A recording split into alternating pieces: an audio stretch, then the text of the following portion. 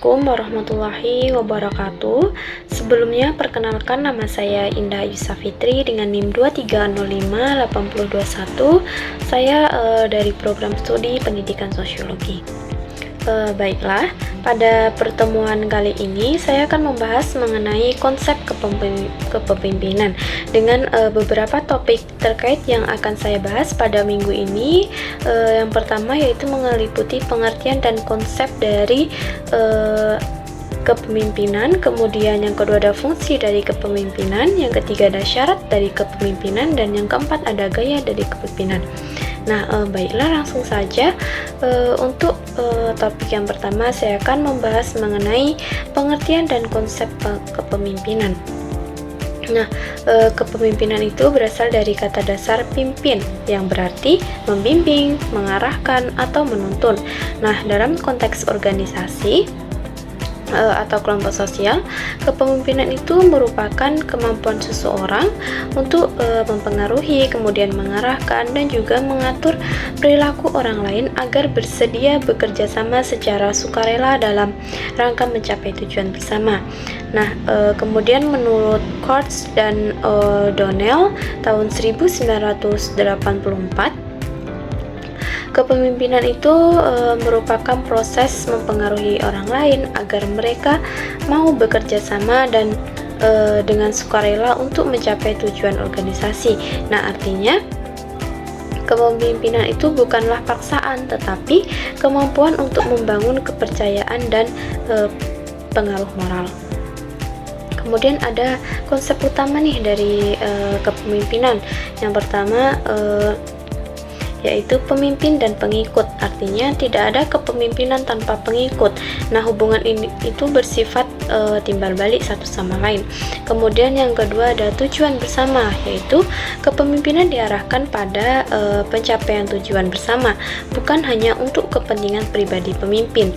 Kemudian yang ketiga ada pengaruh dan komunikasi.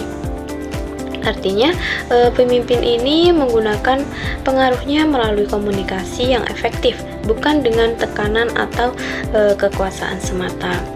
Kemudian nilai-nilai dan visi. Artinya, pemimpin efektif biasanya memiliki visi yang jelas dan nilai-nilai yang kuat, serta mampu menanamkan semangat itu kepada anggota kelompoknya.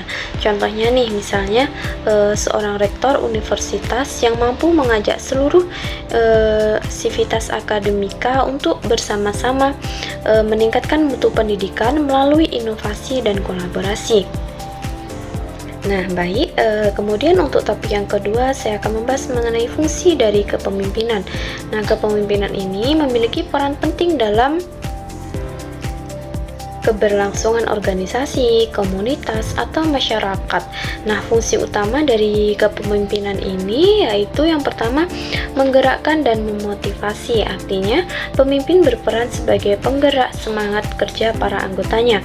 Ia memberikan dorongan, kemudian memberi semangat dan membangun motivasi intrinsik serta ekstrinsik agar semua orang bekerja secara optimal.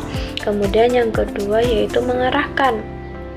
Artinya, pemimpin ini menjadi petunjuk arah dalam menentukan strategi, visi, dan langkah-langkah yang perlu diambil agar tujuan organisasi tercapai. Nah, tanpa arahan yang jelas, maka anggota bisa kehilangan fokus atau tujuan. Kemudian yang ketiga yaitu fungsi kepemimpinan itu mengkoordinasi. Artinya, pemimpin bertanggung jawab dalam menyelaraskan semua elemen dalam organisasi, mulai dari sumber daya manusia, anggaran, waktu, hingga kegiatan agar tidak terjadi tumpang tindih atau kekacauan. Kemudian yang keempat yaitu mengambil keputusan. Nah, di sini pemimpin harus mampu mengambil keputusan yang bijak, cepat, dan strategis. Hal ini penting terutama dalam situasi yang membutuhkan solusi segera. Kemudian yang kelima yaitu ada fungsi mengevaluasi dan mengawasi, yang dimana dalam hal ini pemimpin juga bertugas untuk memastikan bahwa kegiatan yang dilakukan itu sesuai dengan rencana dan target. Nah, jika ditemukan kesalahan atau hambatan, maka pemimpin harus mampu melakukan evaluasi dan koreksi. Contohnya, dalam organisasi siswa, seorang ketua OSIS harus mampu mengarahkan program kerja, menyemangati anggotanya, serta mengevaluasi pelaksanaan kegiatan agar lebih baik ke depannya. Nah, selanjutnya untuk topik yang ketiga, saya akan membahas mengenai syarat menjadi pemimpin. Nah, agar dapat menjadi pemimpin yang berhasil dan dihormati, maka seseorang harus memenuhi beberapa syarat.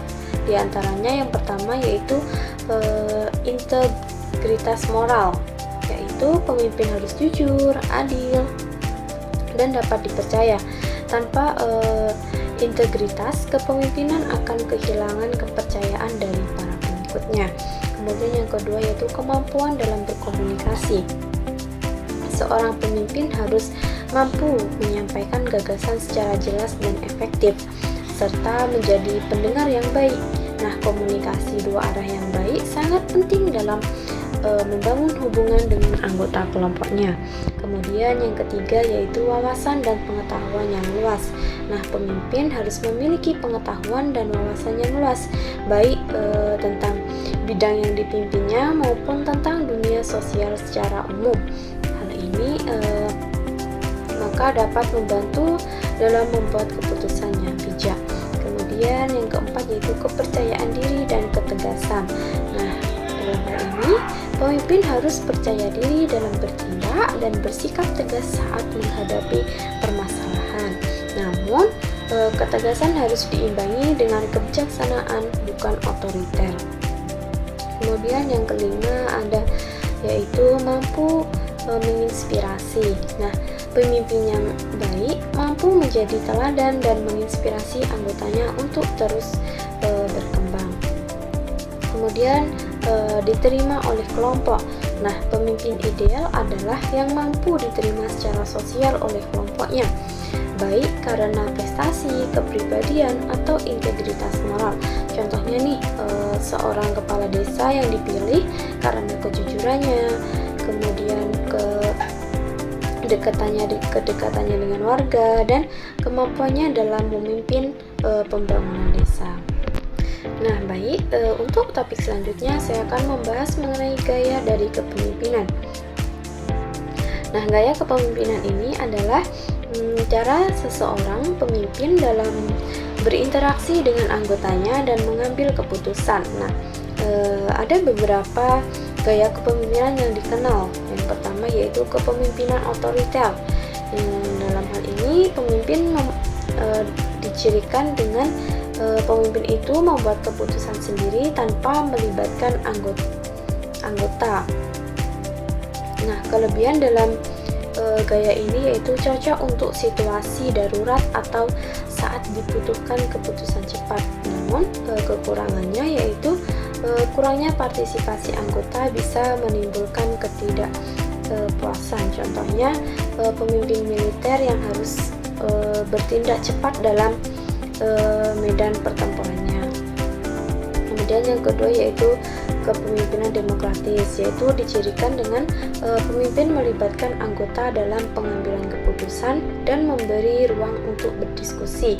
Kelebihan dalam gaya ini yaitu dapat meningkatkan semangat kerja, rasa memiliki, dan kreativitas. Nah, sedangkan untuk kekurangannya yaitu proses keputusan yang lebih lambat karena harus melalui musyawarah. Contohnya, ketua organisasi yang mengadakan rapat rutin dan memberi kesempatan semua anggota untuk menyampaikan pendapat.